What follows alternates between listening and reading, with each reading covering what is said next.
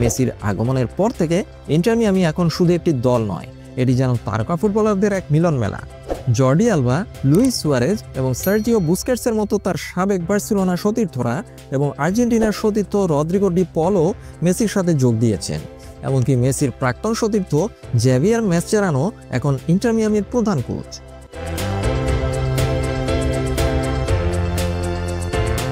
MLS-এ inter মিয়ামির হয়ে Lionel মেসির performance ছিল এক কথায় দুর্দান্ত।